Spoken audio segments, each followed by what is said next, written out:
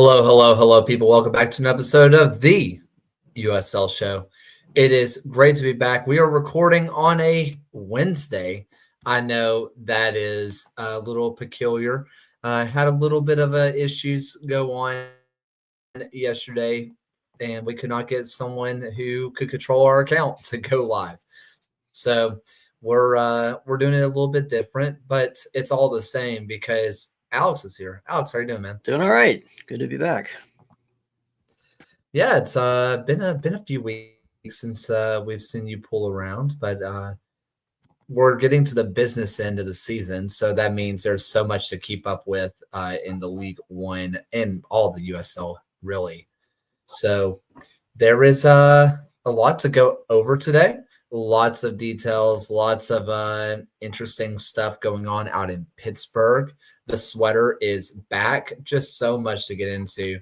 And before we do so, we want to thank Don Garber, Luke Loudon, David Horn, Josh, Dylan Reed, William Land, Sandy Lester, Ryan Smeltzer, Matt Catpill, Andrew Towsley, Oliver Hedgehog, Kunal Patel, MOS, NFresh 30, Tim Knox, Rion Lacaris, Jeremy Churchman, Alberto Aguilar, Noah Telford, Michael Fuchs, Joshua Duder, John Fuller, Christopher Cohn, Frank Anthony, and John Hunt. Thank you so much for supporting us in everything that we do. So let's go ahead and start off things first, where we're going to go down to Corpus Christi. And the man, the myth, friend of the show, the sweater man is back. Hydra Jaeger. Eamon Zayed is back in the USL. Yeah, I think it's a year late. Should have happened last year, but he's back. Corpus Christi announced the signing today. If you have been following USL League One for the last few years, you know him as the Sweater Man, the former coach of Northern Colorado Hailstorm. He ended up remaining with Hailstorm last season to coach an amateur team and League for Clubs, I guess, and then got this opportunity. But yeah, if you're a Corpus Christi fan, you should be excited about this one. He's probably one of the better of the recruiters, or has had some really good luck while with Northern Colorado. Some notable USL Championship players that have passed through Eamon Zayed's Northern Colorado team include Owen Dam, Stefan Lukic, Johan Peñaranda, Wolfgang Prentice, Arthur Rogers, Bruno Rendon, Trevor Amon, Haruki Yamakaze. It's pretty okay names there, right? Yeah, and one name not mentioned because he went straight to Europe and is tearing it up. Ethan Howard, who every USL championship team should feel like they missed the lottery on him. And that is one heck of a player that we did not get to see to make the jump up because he went a jump higher than the championship. Lots of great talent that we've seen go through NOCO. And where I want to remind some people, because some people were like, well, Eamon Zayed, NOCO didn't win a title, or okay, like maybe the myth is a little bit bigger than the legend. He was able to get Northern Colorado to win the Jägermeister Cup in the first year of the tournament's existence, whilst players weren't getting paid. Right? That's just not something that you do. And sure, there's a little bit of, screw the team, we're going to win it for us, fight for our own jobs next year. But we see it in other leagues constantly. If we're not getting paid, we're not going to play. Eamon was able to convince them to play despite the pay. And if that isn't the kind of I just don't know what else you can say in terms of this is the kind of culture he brings in, that he can motivate these guys to play. And honestly, Corpus Christi has turned into one of, for me, the forgotten expansion clubs. They're just kind of down there in Texas, just kind of doing their thing, just sort of existing until, start of next year. And right now they look like the expansion team whom I feel the most solid on. Yeah. It's a huge get for Corpus Christi. I think anybody who needed a coach last season and didn't pick him up, including in the championship, should be kicking themselves, and that's their loss. And there's a lot more just kind of roster turnover or kind of coaching turnover we're going to see. Obviously, Boise's come in. They have not announced their coach yet. Sarasota just announced theirs. Fort Wayne, who's going through a rebranding soon, they are going to be sticking with their coach from League Two. So, there's going to be a little bit more roster shakeup and coaching shakeup as we go along. Yep. So let's get to the news that dropped during U.S. men's national team, which if there's anything we love about U.S. soccer is that it's bad when they news drop during the U.S. men's national team. And it's that Bob Lilley has been placed on administrative leave by Pittsburgh Riverhounds. Now, there are no concrete facts going on right now that are publicly available. So anything that you hear is at this point just rumor. Now, some rumors seem to have a little bit more legs than others, but anything that we talk about at this point is purely speculation, and none of this is backed up in concrete fact from club. However, we'll talk about the ramifications on if it is true, if that makes sense. Alex, when you saw first off that Lilley was being put on administrative leave, what were just kind of your initial gut reactions? Obviously this is gut reaction, speculation, not anything I know at all, because I know absolutely nothing about this, but it had the ringings of a similar situation in League One a couple of years ago when there was a player investigation about player union stuff. So but like I said, there's been radio silence on it, so, and everything's been pretty tight-lipped here. So the speculation right now, and it's the one that's kind of getting the most run, and the one that, if you know anything about Bob Lilley, is the one that frankly makes the most sense, which is he probably said something he wasn't supposed to. This is a coach that is known to keep people after games hours at a time, and he gets after them. He yells at them. He goes after them. We were talking to Brandon Miller a couple years ago now. And so they were going, basically Brandon Miller just won Golden Glove. And so the way that he found out was he was going in and he gets a call from Lilley. And he thought that this was going to be a congratulations on winning Golden Glove kind of thing. And he basically just told him, you still had stuff in your locker, get it out. So that's just kind of the guy that Lilley is. There was also the story that our friends down at Soccer Down Here like to tell, and also got collaboration. Yeah, sure. Hard for me. It's easy for me to say, where Hugh Roberts, they were down at Atlanta United too, and he kept them out on the field for the full time. And so the lights got shut off on them because he kept them on the field for so long. The stadium crew turned the stadium lights off, and he still had them yelling at him. That's the kind of stuff that we are talking about with Lilley. That's the kind of legend that comes from him, the winningest coach in U.S. soccer history, by the way. So the conversation right now is that this was something that came from the phrase that was being thrown out was CBA. This is technically not in the CBA. This would technically be the USL safeguard or safeguarding procedural stuff. So this is all available, publicly available. And I might even put a link in the bio at some point.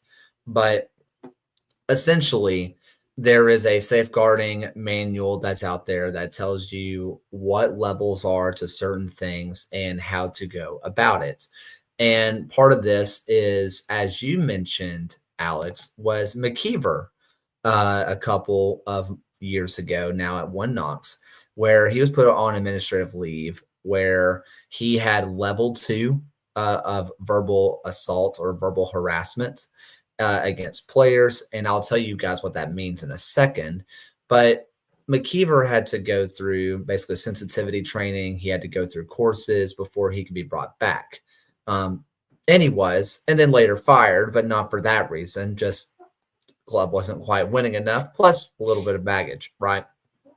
So the stuff that we're looking at here will be the number 5 section of the framework policies. And what we're looking at more than likely, according to rumor, again, rumor, would be verbal acts repeatedly and excessively verbally assaulting or attacking someone personally in a manner that serves no productive training or motivational purposes.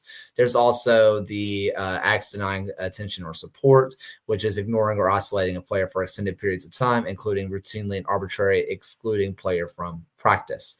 Now, those are the kind of 2 that were kind of loosely coming up, verbal acts being the one that was brought up the most. So what are the levels? We mentioned that McKeever was on a tier 2.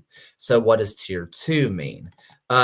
Basically, these are examples, non-exhaustive, but constant beratement, multiple incidents of targeting, yelling, single out individuals, verbal manipulation to control an individual's actions, verbal threats of physical abuse regarding consistent fear, resulting in consistent fear, abusive derogatory language, threats of retaliation for reporting misconduct, discrimination based off race, color, religion, national origin, disability, sex, and sexual orientation.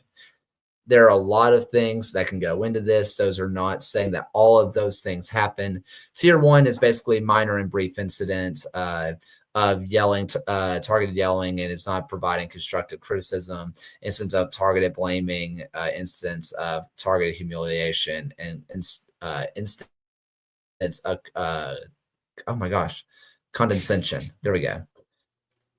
And so tier 3 is basically all of those things plus threats, frequent threats of severe physical, sexual abuse that puts player in immediate harm, overt and frequent discrimination of any kind.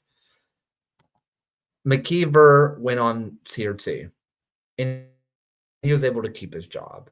If we are going to go off of what the rumors say of that this was, they keep calling it CBA, but USL safeguarding infraction, and this is a tier 2, like McKeever, you could see Lilley back. He would have to go through sensitivity trainings. He would have to go through courses. And, maybe there's a world where he doesn't want to do that because that's just not his style of coaching. He is who he is. He's been allowed to be himself for decades now. I don't know. It's something that's definitely interesting, but basically, if you see those rumors of Lilley got on the safeguarding manual, essentially, you need to be able to know what's going on here. Chances are this is, again, rumor, alleged, probably more or less a tier 2 situation because that's what we've seen out of Lilley. So just kind of know that's what people are talking about. So I know that was a long monologue, Alex. What do you have anything to add? I feel very lawyered right now. I learned a lot today. I hope everybody else did as well. So and that's a public document, correct? Yes, it is. Yeah. I want to see if I can actually post it somehow. So give me a second if you want to monologue for a minute. Yeah, there are a lot of nice public resources that are kind of just hiding under the surface like this. It's good to read all of that. I guess we'll get to Florida expansion here shortly. There's going to be a lot going on in Florida, maybe in 2 or 3 years. Up to 8 potential USL League One clubs. With we have Naples and Fort Lauderdale and Sarasota, and then they announced Port St. Lucie the other day. I'm not even sure where that. What'd you say? Is that Broward County? For Port St. Lucie, I saw it earlier, and I can look it up for you. That's what I'm Yeah. doing. It's on the East Coast, I think. But yeah, and then that'll be alongside possibly Wow. another team at Space Coast. Not real. And That's just simply not real. I refuse Space anything Ghost, called Space Ghost, Space Coast, Coast to Coast. And then potentially Winter Garden and Pensacola. So 8 potential clubs in the next few years in Florida. Just start a Florida So league. Port St. Lucie is East Coast, right above Fort Lauderdale. So you're looking at a easy, relatively speaking, derby that you could have with Fort Lauderdale and Port St. Lucie. So that's fun. And then on the opposite side, Sarasota, and you have Sarasota, which is on one side, which is kind of all by themselves, weirdly enough, at this point. Meanwhile, you have the Brevard County, Brevard area, where they're going to be outside of Orlando, which is a little bit brave, but they also know that they are. That we also seen with Orlando being a hotbed for the USL in the past. So I could definitely see this working out. And Nicholas Murray mentioned Sarasota and Naples are reasonably close, which is great. About a He can drive 2-hour to drive, I think. Yeah. Good for them. Yeah. Good for them. So, yeah, just a lot of expansion that's happening. The USL is just loosely in Florida. Just if there's space in Florida, they're going to take it at this point. Oh yeah. And yeah. we mentioned it, and we talked about this before show, Alex. Fort Myers was on the docket, but kind of got cut. And there was even an ESPN article, like a local ESPN breakdown on kind of what happened there, where Fort Myers was looked like they were going to be expansion side. Where I was looking forward to just having a lot of random Red Sox connections in the USL. Where Fort Myers would have been their low A team, the Red Sox former low A team. Then Greenville is their high A team, and then you had the Portland, which is their double A, triple A team, the Sea Dogs, and then formerly Providence was up there as well. So you would have had every level of the MLB Red Sox organization besides the MLB itself all mentioned in the USL, which I just think is hilarious. Wow. They're just kind of someone at league office just loves the Red Sox and just wants to follow prospects around. Well, it doesn't sound like the Fort Myers connection will be working out anytime soon from the last that we've seen publicly reported there. Looks like it's just not going to work out for now. Well, for now, and that's until there's a hot shot prospect, and they will make it work. Oh yeah.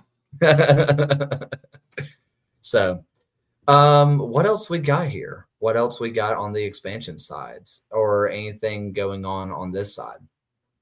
Well, let's see. We're waiting to hear who's going to coach at Cascades and Boise. But it sounds like all 7 expansions are a go. Haven't heard anything, 15 days after the deadline. I think we're in the clear. I saw the broadcast and putting up the expansion graphics in the last past weekend during matches with all 7 teams listed. So looks like we're good to go. No news is good news. Yep. No news is good news at this point. When in terms of we will not be playing, because we saw that out Santa Barbara, they have a timeline that they have to get in. I mean, this is the level where you don't 100% trust it until you get cleats on the ground, But yes, I think I said it last week. I'm not going to believe it until they sign players. That's kind of usually my normal.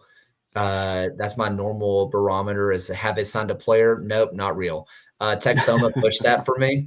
Texoma pushed me to my absolute brink on Yeah. that. So, all right. Look at Well, them now, not getting the wooden spoon. look at them now. We'll talk about wooden spoon in a minute because that's an interesting conversation down in League One. But it's the opposite of wooden spoon in League One. We have the Players Shield winners in the championship. Lou City win it for 2 straight years, which is so funny to me that Lou City wins 3 USL championships, well, the USL championships before they won one player shield. That's just a funny thing. Now they win it back to back with a win over Miami.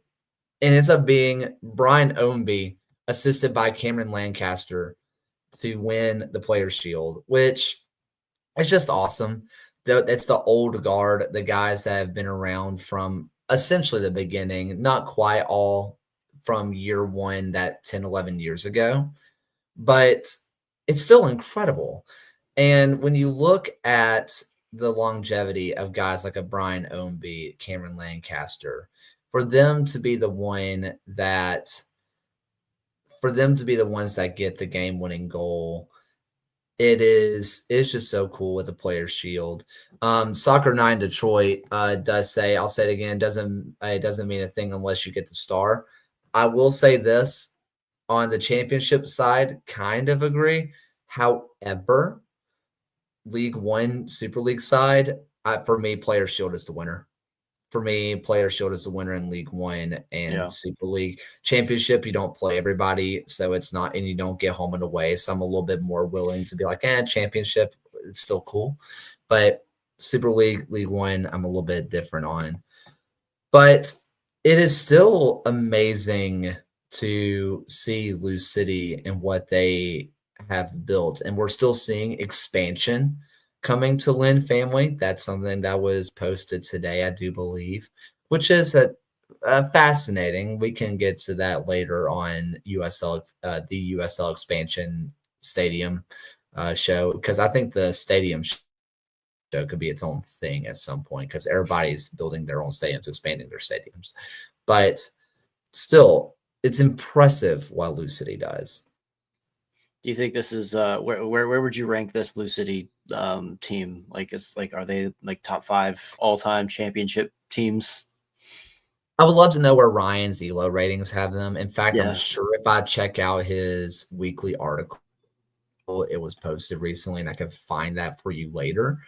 But I don't think this Lou City side is as good as last year's Lou City side, personally. That's just kind of, I think that they were slightly more complete last year. And I know that doesn't really matter because they end up losing in the playoffs and, whatever. But I thought in total, they were a little bit more put together.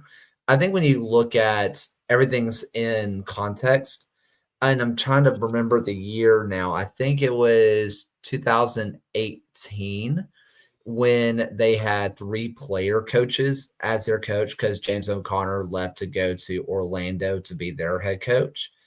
For me, I think that in context, that team was more impressive, because not having a coach, having 3 players be your coach and still winning the league, I feel like when you consider the competition, they were much stronger. And people are disagreeing with me with Lou City being more complete this year, much better defensively. I can agree with that. I can agree that they are much better defensively this year, but I also think that at times that there's a little bit of a killer offense that they have missed that I felt like they had a little bit more of last year. But again, just my opinion. I don't know. They're still both so dang good. They're so dang good. For me, though, when we're talking about the best teams ever, I'm still kind of point back to 2022 San Antonio. That's still my best team I've seen in the championship. Again, everything's all relative, but that's still my best team that I've seen play. So that's where they kind of rank. Everything after that is all just kind of intertwined, if that makes sense. Nick said that if Lou City wins this weekend, they set a single season point per game record. Who would have done that last, Nicholas? Would that have been San Antonio, or would that have been FC Cincinnati from 18 or 19, whenever they crushed the league, quote unquote?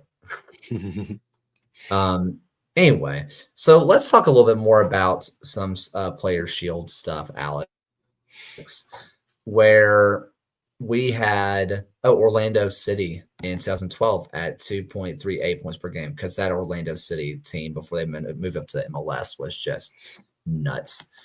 After dominance out in the scenic city in Chattanooga for a long time, the Red Wolves found themselves at the top for a long time.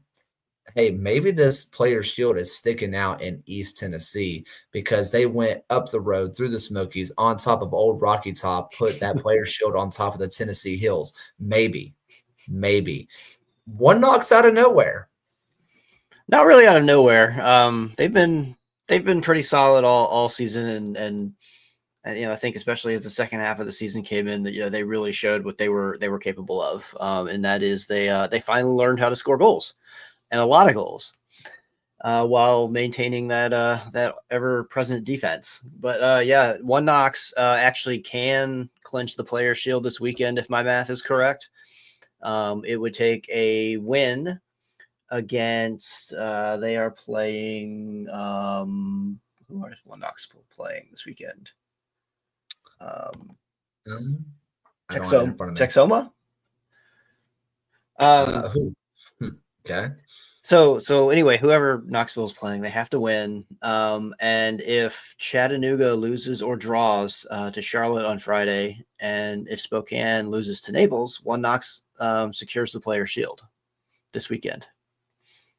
So the top three have been pretty settled in League One for kind of a while now. It's been that One Knox championship.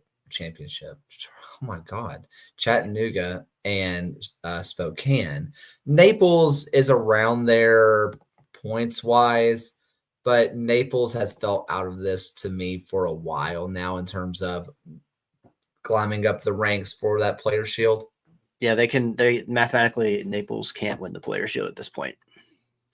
So when we're looking at these two teams, I'm going to specifically talk about East Tennessee, Knoxville, Chattanooga.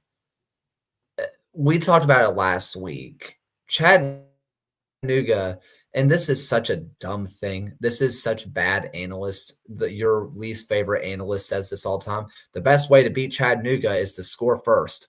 Great, man. But also, like, kind of real, the amount of 0-0 draws or 1-1 draws they've had this year to keep themselves going at the top of the league.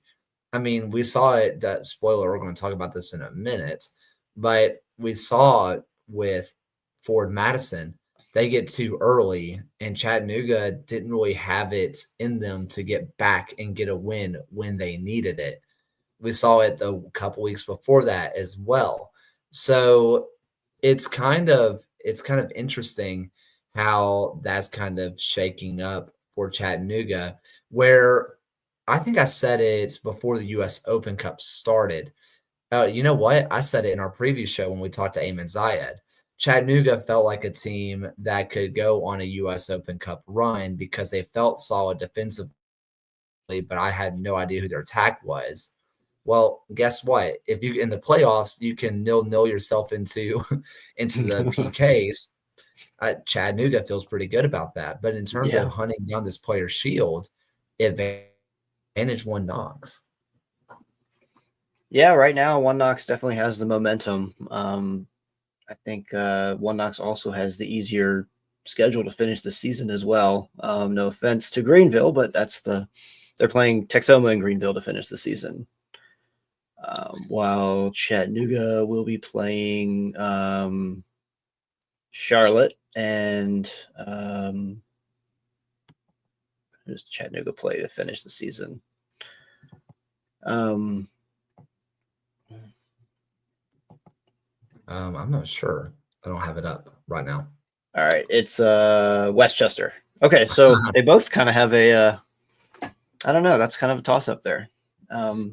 Anyway, so a big one to watch this weekend is on Friday night when Charlotte hosts Chattanooga. That one is going to have repercussions across the table, regardless of how it finishes. If Chattanooga wins that one, the race for the Player Shield just got that much tighter. And Greenville and AV Alta are still alive, and Madison will be much easier to jump Charlotte with a couple wins of their own. But if Charlotte wins on Friday night, Greenville and AV Alta are effectively eliminated before they even start on Saturday. So, and that pushes Knoxville even closer to the Shield. Also want to look at the championship side, where everything is pretty much locked up except for 7 through 10, where you see Rhode Island, whom I'm going to effectively call confirmed for playoffs at this point, doing 5 unbeaten will do that for you. Detroit City find themselves teetering on the line with Indy 11 right behind them. However, I don't fully trust this Indy 11 team. I barely trust Detroit a little bit more. Tampa Bay is effectively out of this as well. So really you're looking at 8 and 9. Who gets to draw Lou City away? Congratulations. I'm a little bit hoping for I'm not even going to try to say the Derby name in Lou City versus Indy 11. I think it'd just be fun for the league. However, Lou City versus Detroit is also going to draw well. So that 1 versus 8 will just be fun in terms of those battles and having away fans and real deal rivalry feel. So that's really fun on that side.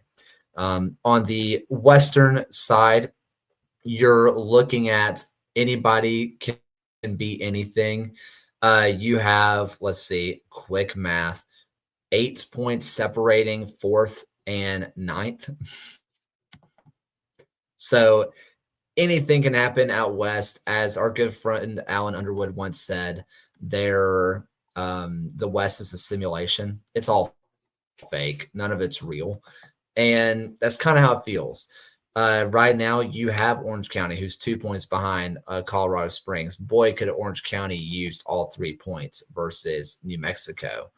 You have Oakland Roots, who theoretically could still be in. Same thing with Monterey Bay, but they're effectively dead for my taste. So then you're really just looking at, can Orange County, with a game in hand, take over Colorado? Can they take over a Lexington who got super hot and now they are super not? It's going to be really fascinating what happens out in the West. We also have a battle for the top seeding. In all reality, I think that maybe San Antonio can flip above El Paso, but other than that, I think this top 4 is set. I don't know. It'll be interesting to see. Michael Fuchs does say, I want a 4-way tie for 8th with Orange County, Colorado Springs, Oakland, and Monterey Bay. Give it to me. Please give it to me. I want it. Give it to me yesterday, because the tiebreakers just won't work somehow. It's going to go down to the lottery. Yeah. Oh, could you imagine if it goes down to discipline record? I'm pretty sure that Monterey Bay has a ton of like discipline, like yellow cards, red cards. So maybe Monterey Bay's out. I don't know. We'll see. That just I just want to see it. So let's go over to League One really fast, where I kind of spoiled it a little bit. Where we had Ford Madison beat Chattanooga Red Wolves 2-1. And like I said, it was an early lead for Ford Madison, and Chattanooga could really only muster up 1 goal. And it was at the very, very end. Where I'm also just going to kind of mention it, and I mentioned it a while back when we talked to Mackenzie Scott McKenzie. Them getting Aaron Lombardi back is an absolute steal, Chattanooga.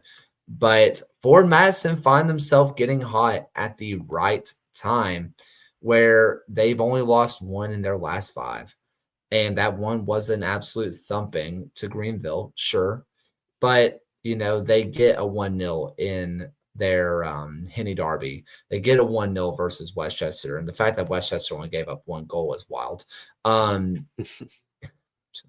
Just saying.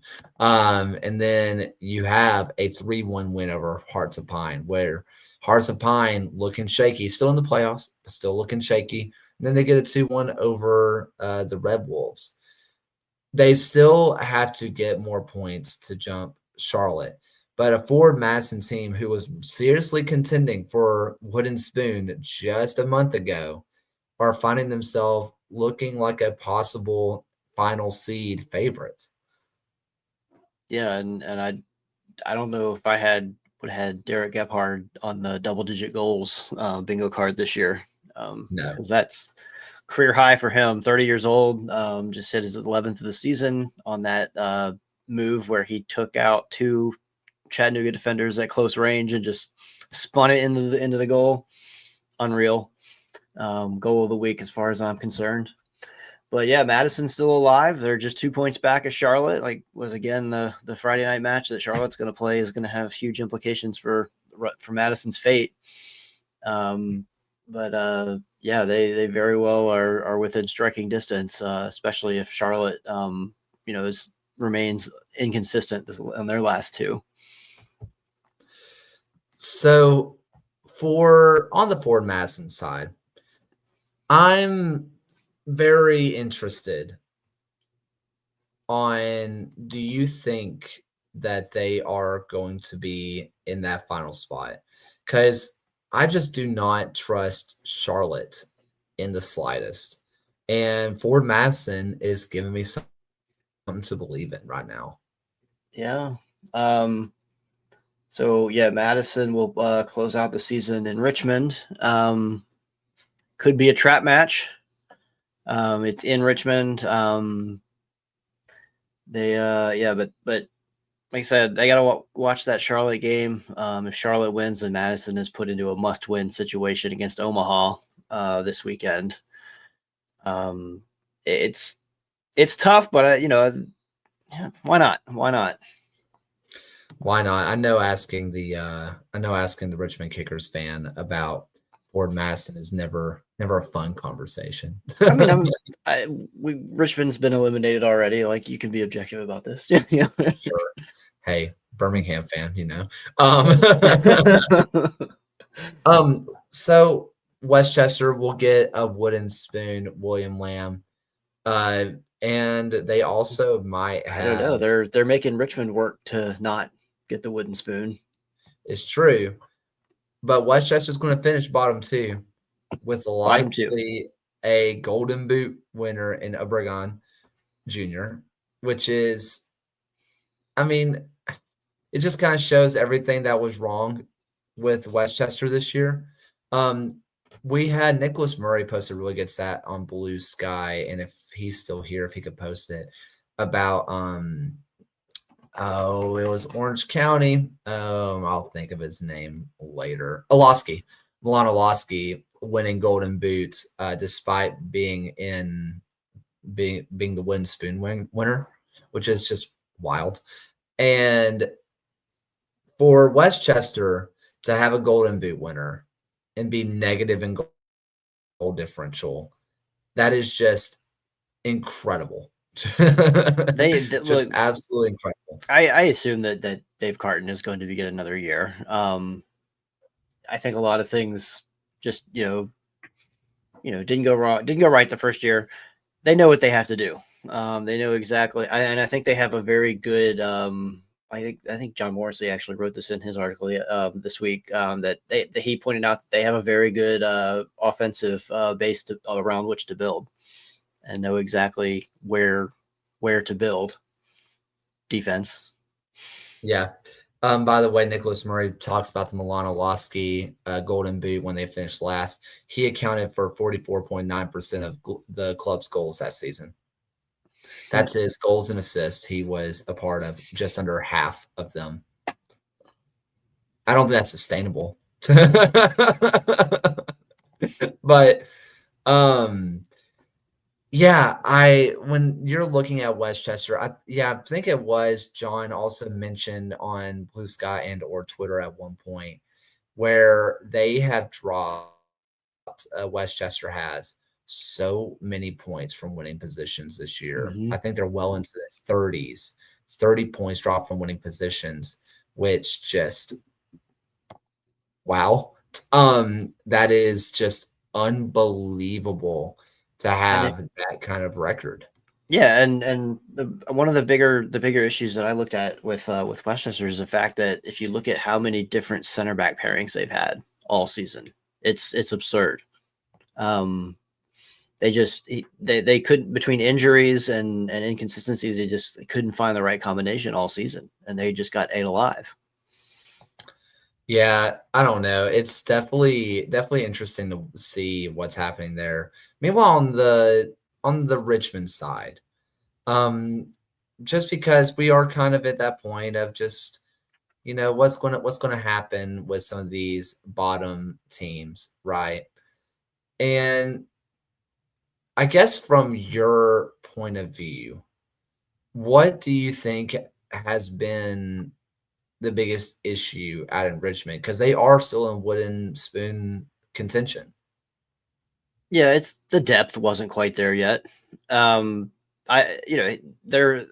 coach Darren Swatsky is very open about the what they're trying to build in Richmond, and that's develop younger local players, get them up to professional standards, so they can either thrive here or be hopefully maybe one day be sold on.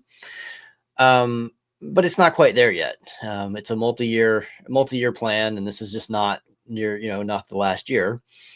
So I think that there are some younger players that are starting to come into their own to get to that professional level.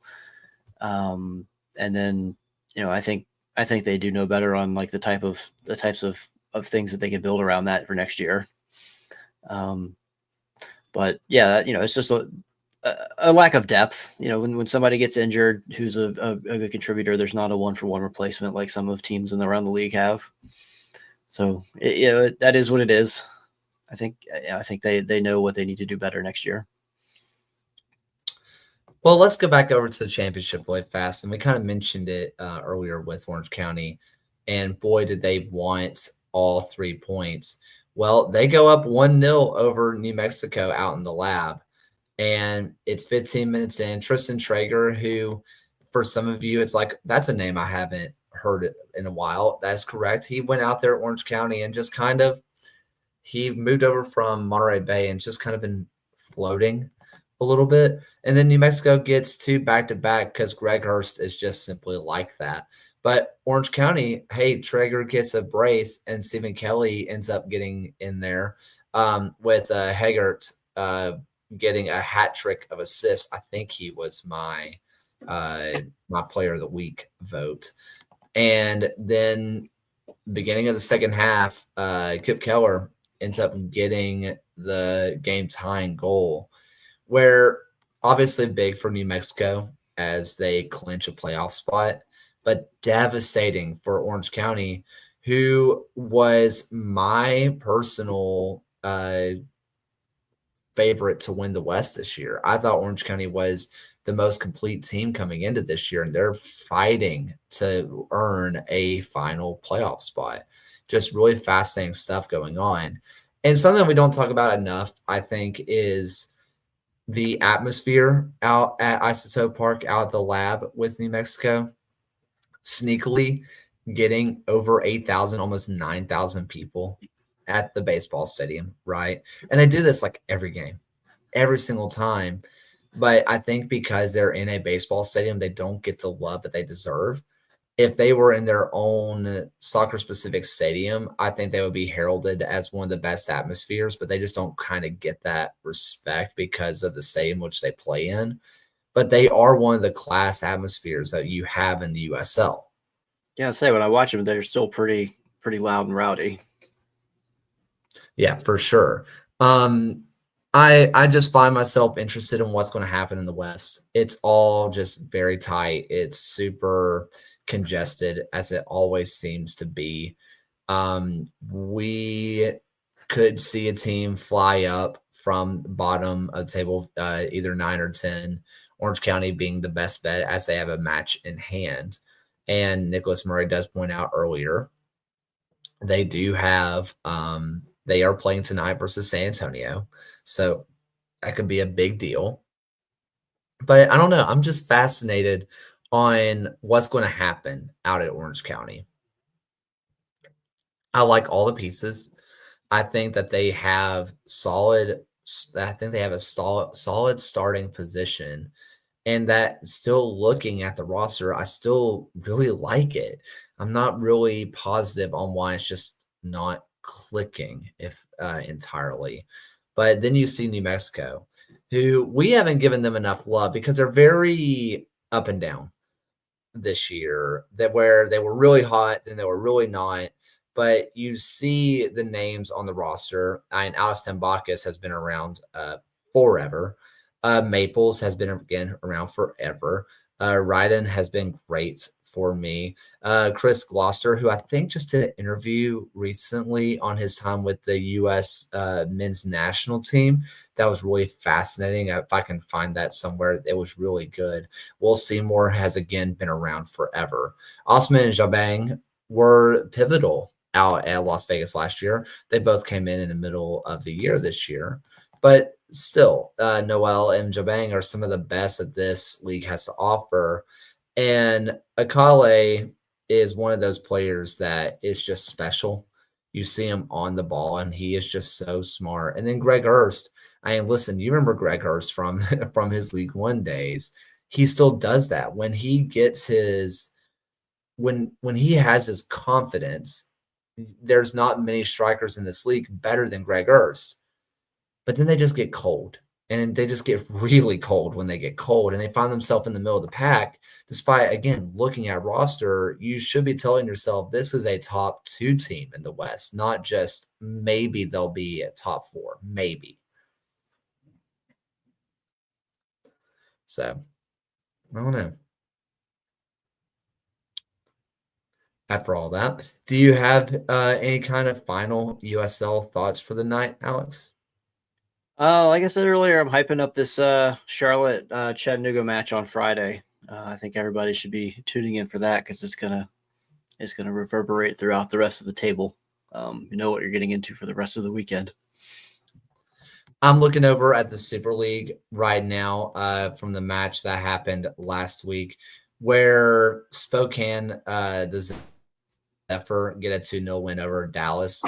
And maybe the Zephyr are just better than I thought they'd be. They lost like all their players to mostly Lexington because Lexington just cannot stop spending money. Horse money is awesome. But they end up losing, it feels like, almost all their players. And there's an own goal that's technically that makes it 2-0. But you have a Waldeck who gets a goal that's essentially the game winner from Torrey Waldeck. And the Zephyr are just defensively solid. They're just defensively solid. And I don't know, maybe it's an organization thing because when I watch both the Velocity and the Zephyr, it's like they defensively, that just kind of compact block where they're just not going to be beaten defensively. They are just rock solid at the back, and they have players that can get it done at the front. It feels like what the Velocity did last year when they started their run to the playoffs or run to the final. It feels like what this Zephyr team is doing. We thought that losing someone like Amina Ekic would be kind of it for them, and it hasn't. It's been really impressive to see this Zephyr team go through and being one of the top teams early on in the season, despite I thought that they might be a wooden spoon contender. So that's kind of what I am looking at right now out in the Super League. So I'm just impressed with the Zephyr. I'm just super impressed with them. So how about some final thoughts for the night, Alex? What you got? Oh, well, I finished up Day of the Jackal on one of the streaming services. I don't remember which one anymore. Pretty good. Still going through Alien Earth, and finally started watching What We Do in the Shadows for the first time. Somehow that show had just slipped under my radar, and it's hilarious. Vampires. It's like The Office meets vampires. Oh, that's fun. That's fun. For me, it appears that my transmission went out on me yesterday. So that was cool. That was awesome. It's the reason why we didn't have a show yesterday. Still waiting to find out if that is the case. I'm about 99% sure that is what it was. So that is just awesome. I notoriously, when everybody talks about being an adult, the transmission going out is up on the list of your favorite things to happen. So Definitely. yeah. So we'll see what comes of that. So it is what it is, fun stuff. But other than that, it feels like everything's been kind of tame and normal. Oh, I went to sleep yesterday. After the transmission went out, I got home and I went to sleep at like 7:30. Like I got home absolutely exhausted, and I was like, I got there and I just crashed. I was like, I just cannot deal with this. Woke up at 5:30 from 7:30. Needed it. Yep. So, all right. Well, I think that's All right. all. Let's get ready for some USL Championship After Dark As always. on a And Wednesday on a school night. on a school night. Well, thank you all so much for listening. We appreciate you so much. Thank you for being flexible on the timing on a Wednesday night and for the first and final time tonight. Here's Alan's voice. Thank you for watching another episode of the USL Show. The USL Show is now proudly part of the Protagonist Podcast family. Please go to protagonistsoccer.com to check out more work. Thanks for stopping by, and we'll see everyone again next time.